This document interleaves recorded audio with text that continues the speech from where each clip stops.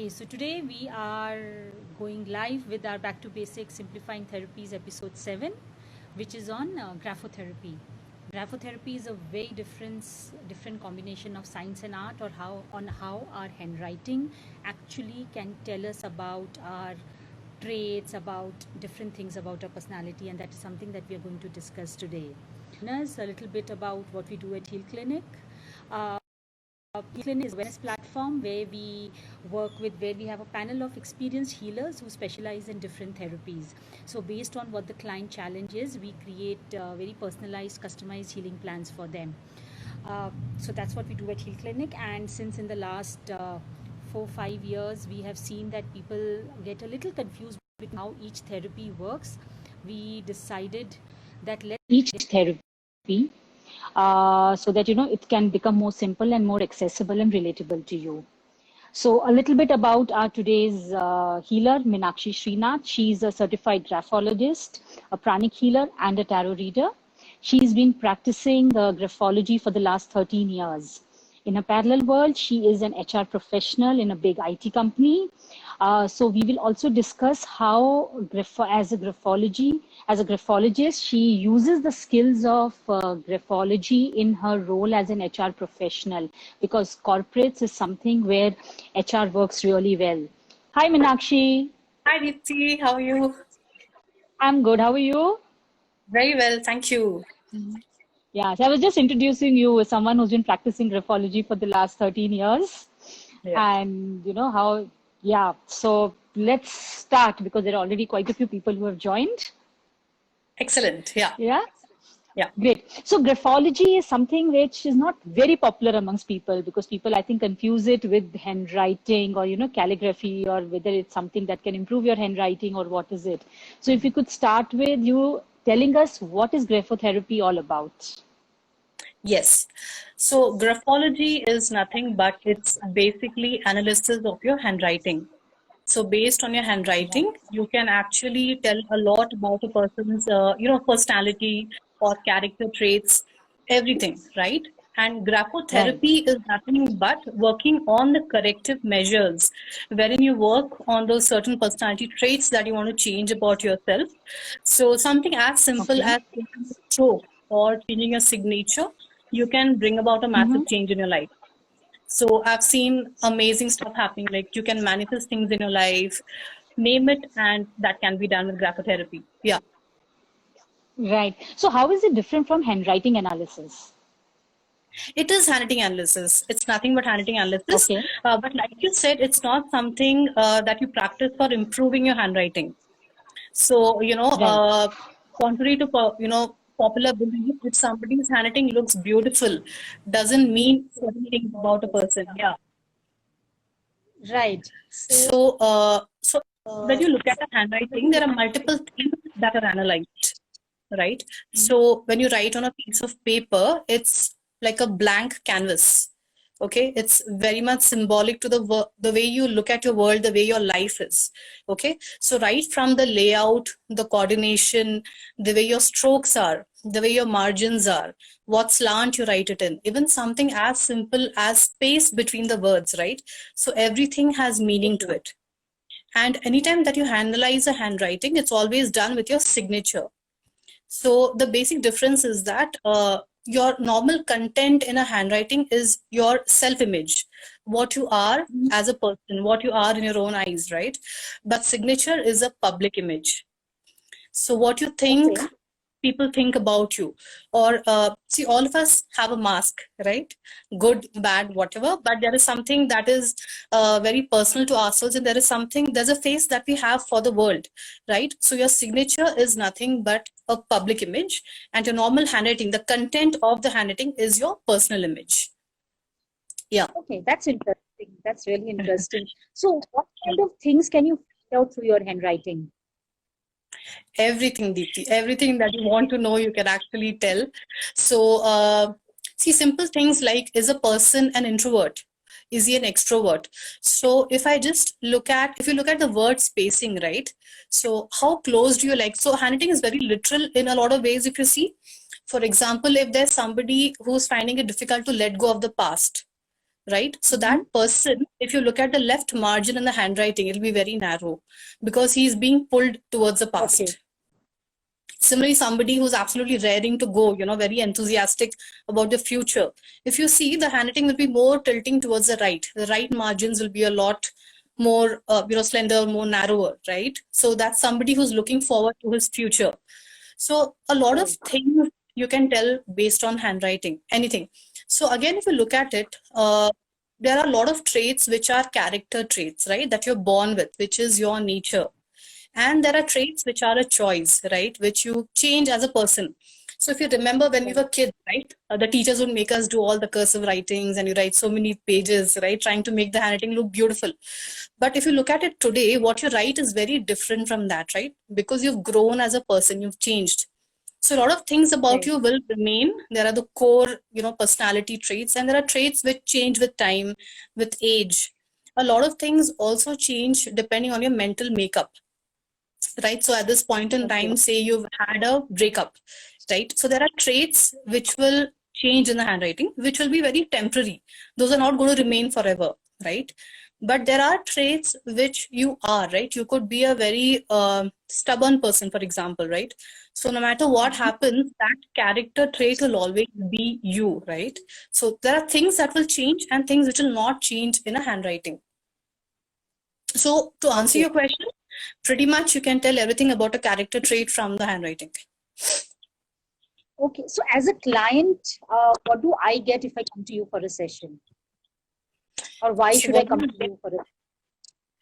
Yeah, so it's actually amazing. And that's one thing I always ask myself, because whenever I do these sessions, right?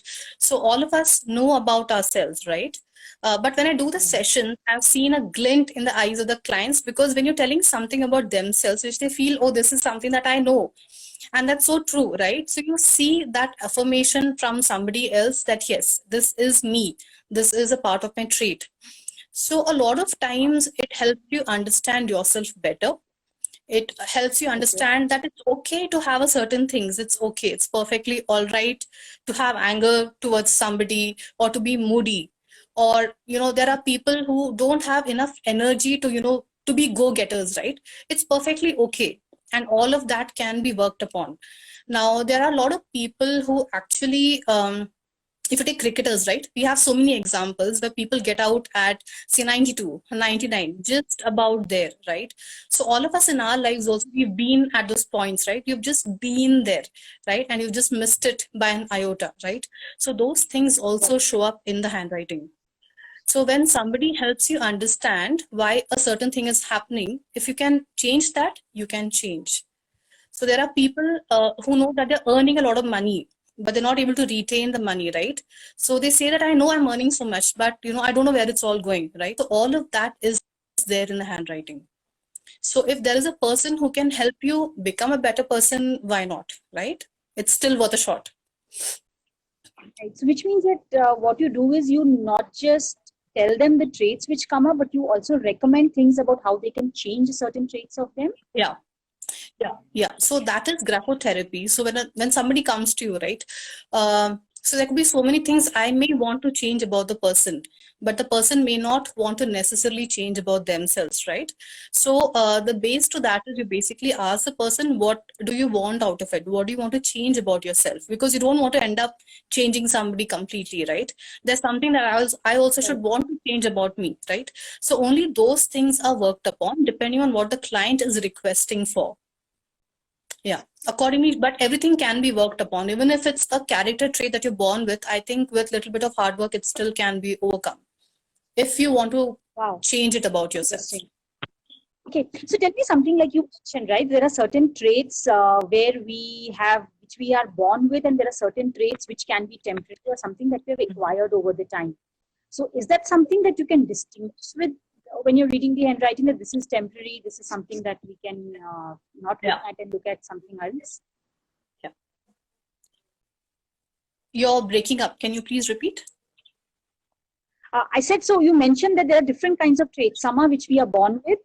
Yeah. Some traits we acquire as we grow, and certain traits which are temporary due to a certain incident that has happened in our lives. So when you do an analysis, is it possible to differentiate between this, and there's a difference in the way you approach each of these traits? Yeah, absolutely, absolutely. So, for example, when I'm analyzing somebody, if I make a statement that you have, say, anxiety issues, right? So I will not say that just based on one trait or something that I see in the handwriting. So anything that I say, it'll have to have a backup. So as a professional, we look at least three backup. There has to be something to back me up. So when you look for the backups, that will help you tell whether it's a character trait or is it something that's temporary. So that very clearly you can actually tell that. Yeah. Right, right. Okay. So what is temporary is not something that we should really be bothered about, because that's something that will go away with time. Depends, right? If it's something that's bothering you, right, and you're not able to let go of that. For example, if again coming back to say,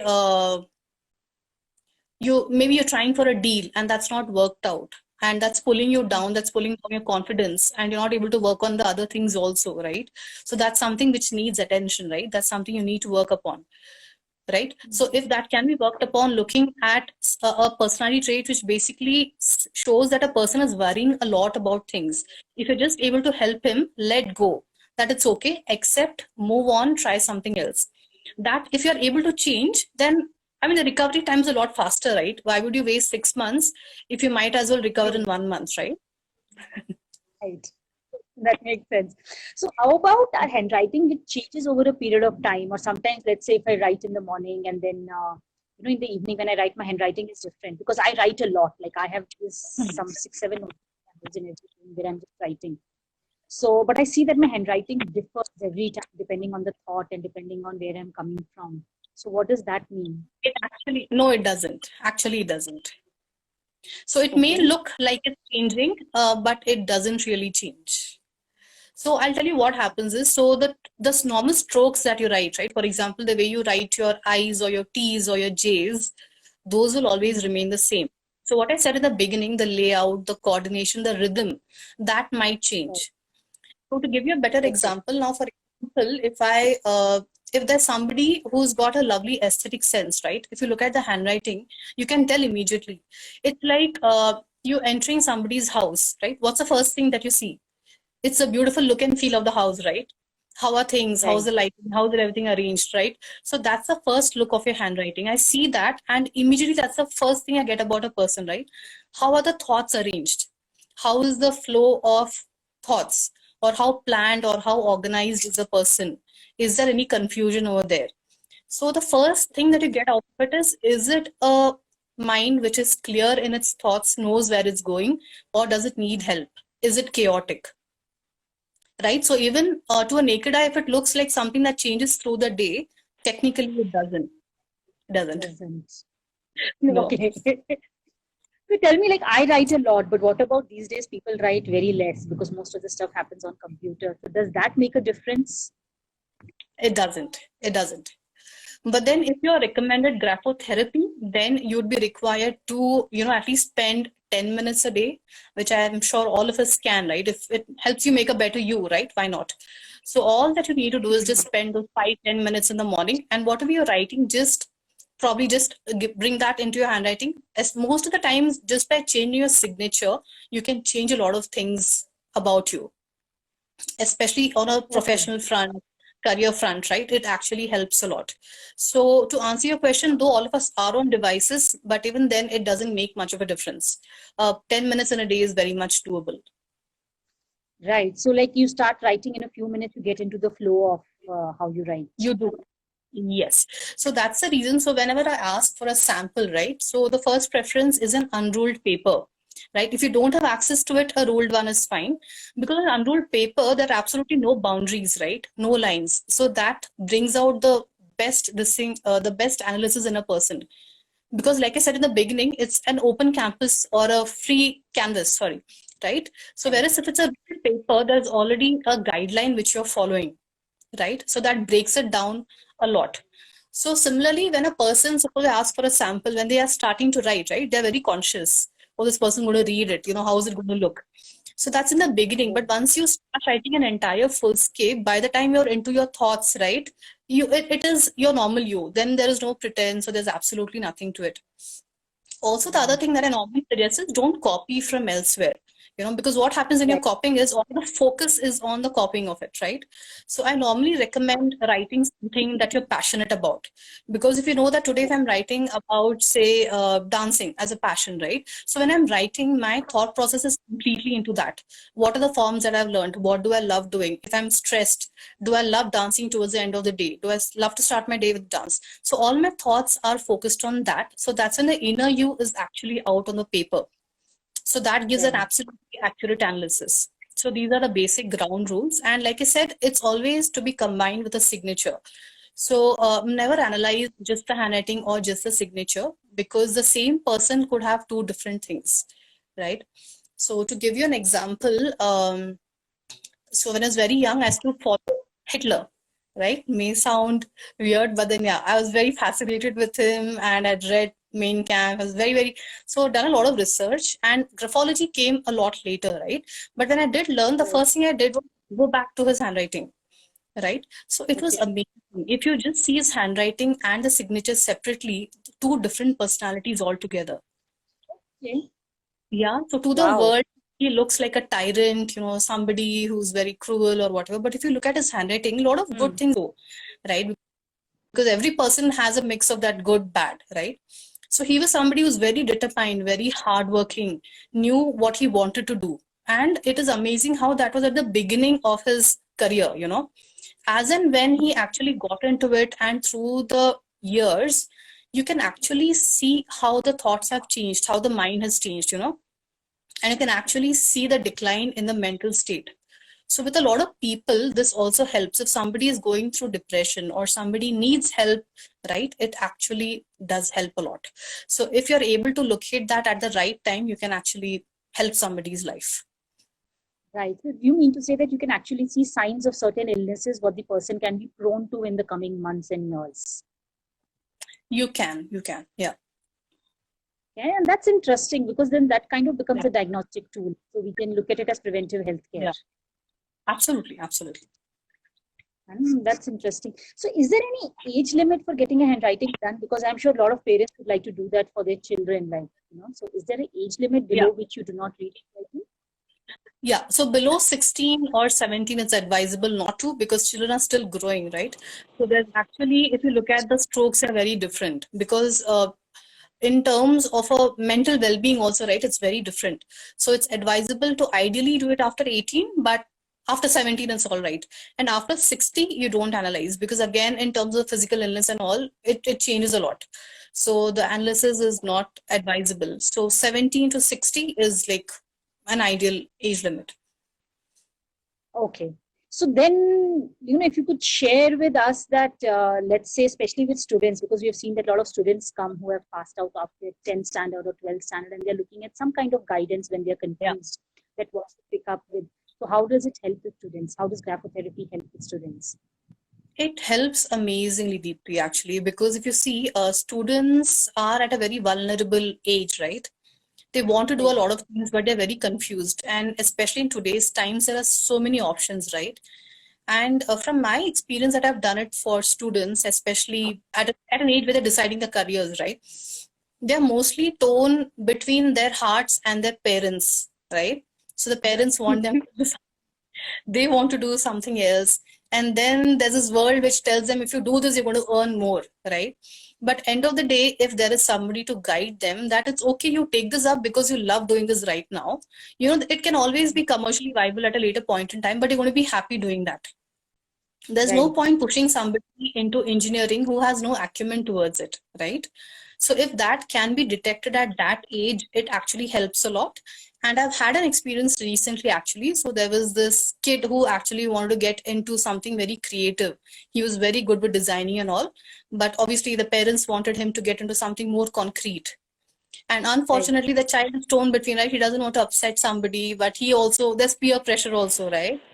But after a session, he was convinced that, yeah, I mean, it's okay. Parents are not going to be opposed to you as long as you're able to convince them that you are going to put your heart and soul into it, right? So as long as that works, it actually helps a lot. So for students, it is very, very helpful. And I've actually seen wonders. And I've got the Right. feedback from parents also. And in these situations, what happens is, I think there's a counseling session required with the parents as well. Right. right? So on one side, it's the children where you're telling them it's perfectly okay to go ahead with your choice, it's okay. You can make it together. And then you go to the parents and say, he has these aspirations, he has his dreams. And moreover, he is inclined towards it from a skill perspective, right? So definitely that is where he should be and he will do exceedingly well. So if you're able to Right. strike that balance between the students and the parents, I think it works wonders. And I think it should be Yes. done, especially in today's age, right? It is required. Yeah. Yeah. Right. I think that's what Jagriti is saying. That, because I think it was her son whom you recommended design. So she's just mentioned that. Yes. Okay, so Nupur is asking, could you tell what kind of signature one should have to be successful? There's no stopgap solution. I'll have to look at the handwriting. So there's no XYZ formula, right? So for everybody, it could be different, right? So without analyzing a handwriting, I don't think it's right to say what's the right kind of signature to have, right? I can recommend something that may or may not be good for the person. So without seeing the handwriting, I wouldn't suggest that. Yeah. So Nupur, there's no one ingredient because it will also depend on your handwriting, which reflects the kind of person you are, the kind of personality you have, and then your signature has to be in line with that. Because your signature cannot be, if now she recommends one or two things which may be totally different from how your handwriting is, that may in fact create problems in your life. So that's something, there's no one fit solution that, you put a dot here, you put a line here, and things are sorted out. Yeah. Yeah. So Meenakshi, the second thing that we've seen, one is the student. The other thing we have seen is that it's of great value to corporates because we have worked with certain corporate, corporate Yeah. type you have used while recruiting people. How does Yeah. that work? I think it's a great recruitment tool, So if you actually look up handwriting analysis, to be honest, there are a lot of people who have an opinion that it's a pseudoscience, right? But actually, if you look at it, and I've been practicing for 13 years now, I've had amazing results. I've seen it in front of my eyes. I practice it myself. I have seen a lot of change in me over the years, right? As a recruitment tool, it works amazingly. So to give you an example, right, if you look at somebody's CV, the person may not be articulate enough to actually jot down what experience he has or what he does, right? There are a lot of people who are not articulate with speech also, right? You could call them for an interview. They may be nervous, they may be anxious, or they really need the job. And with that fear in mind, they may not be able to perform at an interview, right? So the result out of that could be biased, is what I've seen. But if there could be a mechanism, I know a lot of companies are still not open because there's no awareness. But if you're able to do that, right, anyway, there are so many rounds of interviews that are done, right? There's technical assessment, there's stress interviews, so much done, right? If there could be a round which basically requests them for a handwriting sample and is analyzed, that will actually help you decide whether or not the person is a good fit for your team. Okay. Right? So there are teams where you may need a person to be an absolute extrovert, go out, meet your numbers, do all of that, be dynamic. There could be roles where you need somebody who is, sitting at one place and doing the same thing, crunching numbers day in, day out, right? So depending on your requirement, you can definitely look at, because this is like tailor-made, right? So depending on what you are looking at hiring, who you're looking at hiring, graphology actually helps a lot and can be a very effective recruitment tool, thereby ensuring you have a very good productive workforce. Yeah. Right. Okay, someone's asked, can you see a pattern from past when you take pages from the school notebooks for adults? You could, but then what's the purpose of doing that? Is there a purpose? Do you want to know how you've changed? Is that the purpose, or it'll depend what the purpose is? But certainly, I mean, like I said, I did that for Hitler, so it's very much doable, right? Right. So past is not something that holds too much importance from a graphotherapy point of view. Right? Am I right, Meenakshi? Yeah. Yes. Unless you want to know, how have you changed as a person, certainly that can be done. But again, like I said, if it's the pages from your notebook, depends on the age group again, right? So if it's 17 onwards, it makes sense. But then if you're a kid, maybe 10 or 11-year-old, it doesn't make sense at all. Right. So do you think, I mean, something that's come to my mind now that you said that let's say as a parent, I have a 6-7-year-old child who's just started to write. So by learning graphotherapy, I can inculcate certain behaviors and traits in the child by teaching the child how to write? It will not work. The child is too young. No. Okay. No, when you're teaching handwriting to the child, so it's like how to put the dots and how to put the lines, how to put the loops. Is that something that can be Yeah, done? definitely. Definitely. That can be done, yes. Yes, but again, it will also depend how the personality of the child also develops, right? Because, like I said, it's at a very vulnerable stage, right? So you may teach that. See, if that were the case, then all of us would be brilliant, right? Because all of us have written pages and pages together of the cursive notebooks, right? But do we Right. actually do that in today's date, or do we really write that? So you can try that, but it's still, I don't know, I've not tried that, so I'm not sure. But yeah, Right. why not? Yeah, and it's worth a shot still. Right. So Nupur is asking, does this therapy help to manifest future? Yes, it does. It does. So, like you were saying, there are people, for example, you're just there and you're just about, say, just about to reach your target and you're not able to do that, right? So, a lot of strokes that you can change and you can make that work. So, like I said, even in terms of money or financial blockages, right? So, without naming the person, I would say there was this very famous personality. In the signature, there was a big change that was done. So just by changing this one thing, he was told, if you take this off and you do this, you will reach from here to there. Just within 1 month of practice, the person achieved that. And it was like a massive change. So the simple strokes, like you could be just, if you're writing a D a specific way, maybe, you're looping it a specific way. That means you're blocking your future or you're holding on to your past. So just by changing the way you sign your first name or your last name, you can bring about a huge change as far as your career is concerned, relationships are concerned. Because if you look at a signature, technically, a normal signature has different portions in it. So there's a portion which is you, there's a portion which is your parents, there's a portion which is your in-laws if you're married. If you have children, there's something which relates to your children and your spouse. So something which looks like a normal signature to us and we just scribble around, that has a lot of meaning and a lot of energy to it. So Wow. so a lot of people who say, I have no time to sign, I'm just scribbling. No. A legible signature takes only 3 seconds. Just 3 seconds.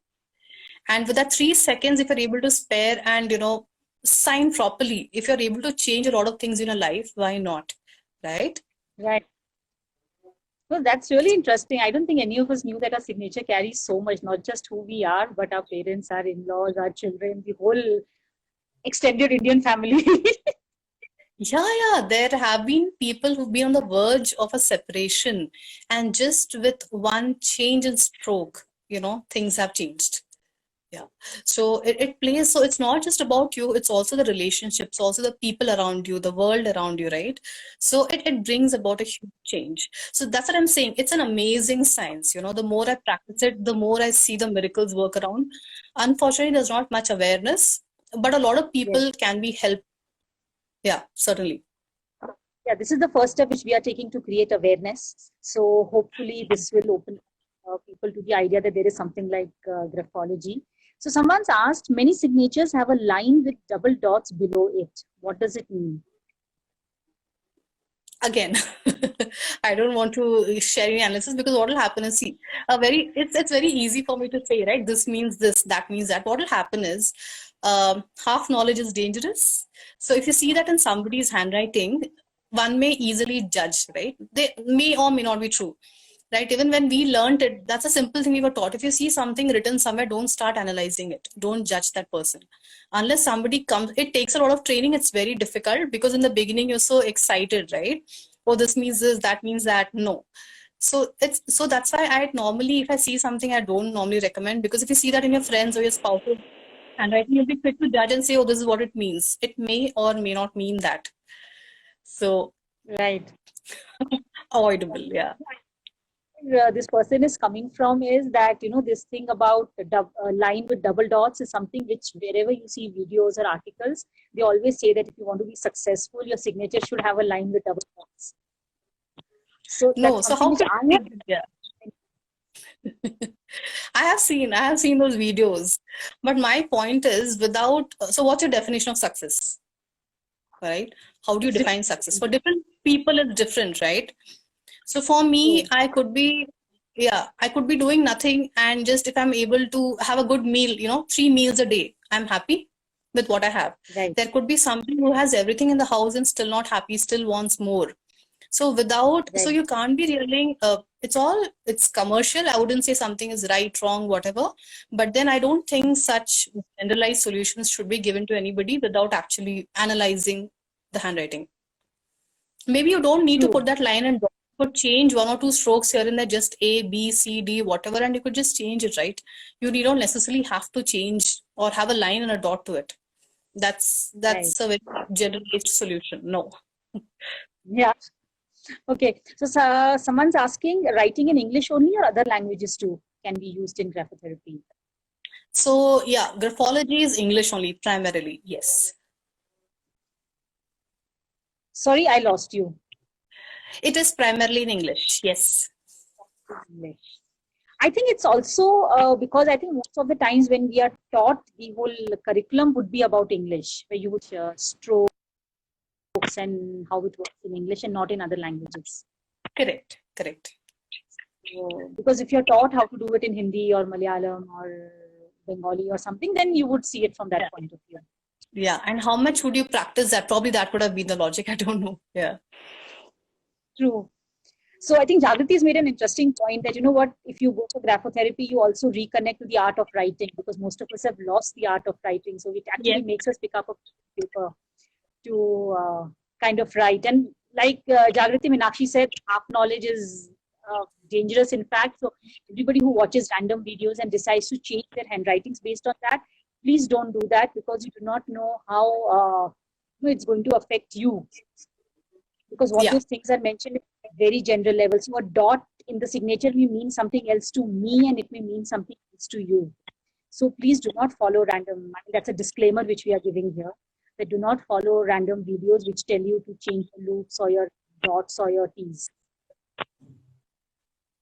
So because you don't know how that's going to you. Yes.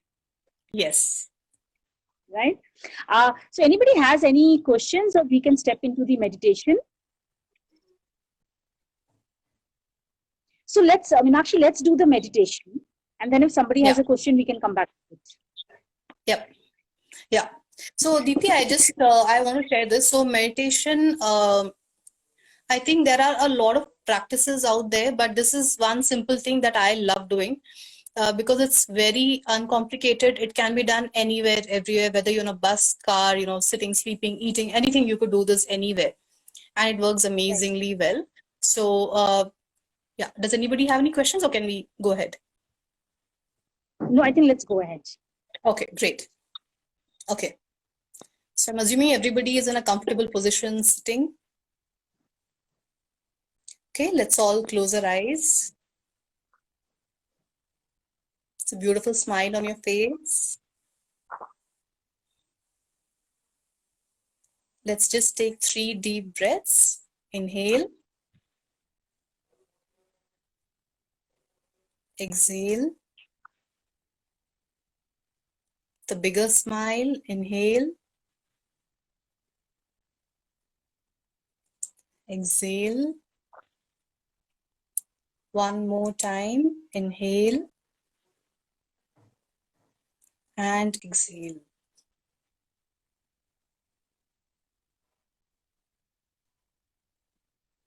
Feel a lot quieter, calmer.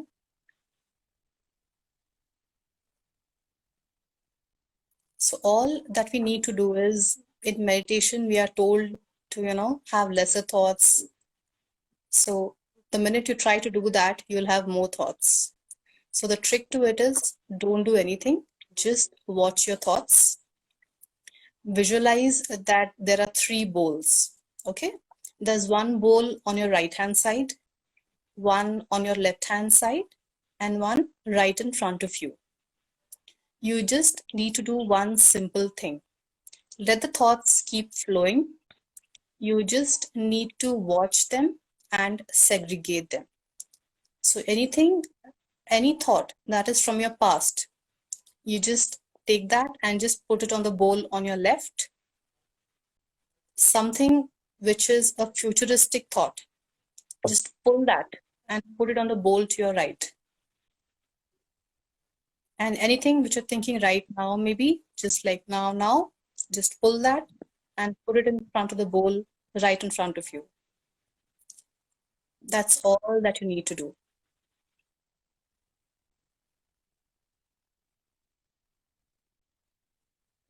Don't judge the thoughts. Don't analyze. It's perfectly okay.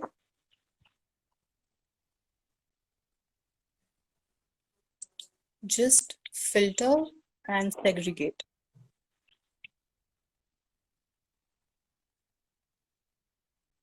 Right, left, and the one in front of you. That's all.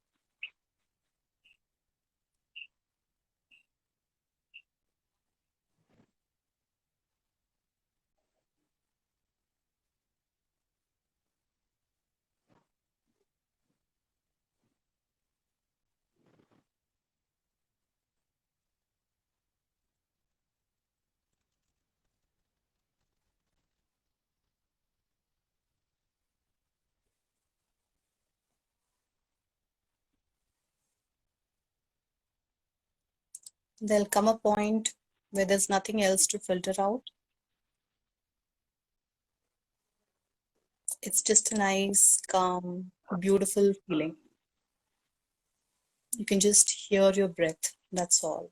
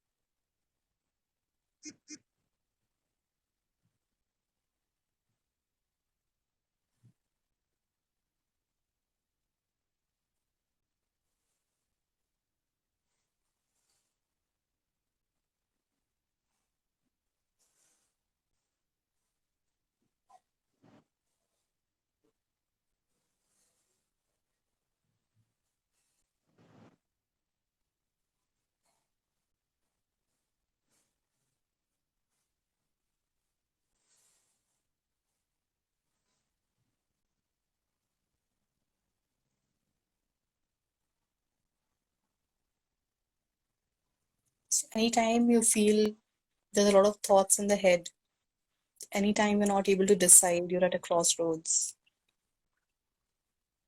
you can just sit down and practice this. It helps you clear your thoughts. Finding it hard to sleep, just do this. It actually takes you into a deep, deep sleep.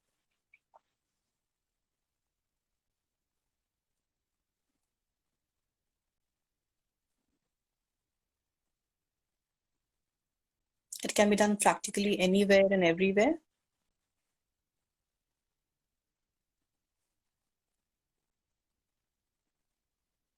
You can do it as many times that you want in a day. It's a very simple and a basic relaxation technique.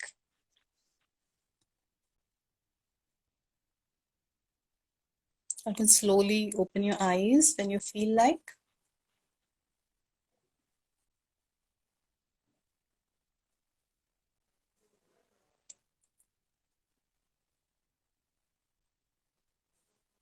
This is really very simple and very powerful. It is. Yeah. It's reminded very me and calming and yeah. This reminded me of the pensive which Dumbledore has in Harry Potter, where he kind of puts his thoughts when there are too many thoughts, and he goes back to those thoughts when he wants. Yeah, because normally when you try to meditate, sit and meditate, there's so much more, all the more you feel, all the more disturbed. But when you do this, Right. because you're not judging, analyzing, right? You're just watching your thoughts and just segregating, that's all. There comes a point where you just blank. There's nothing else, left to segregate, and that's a very blissful, happy feeling. Yeah. No, I think especially people who just starting with meditation and people who find it very difficult, this is Yeah. an excellent tool. Because Yeah, people it just keep takes struggling 2 with, minutes. Yeah. because the biggest Yeah. struggle is that, I can't stop these thoughts. I can't stop these thoughts. These thoughts keep coming. This is a beautiful way to kind of keep the thoughts at bay. Yeah, because then you sit So, for meditation, end up, being more perturbed. So might as well then.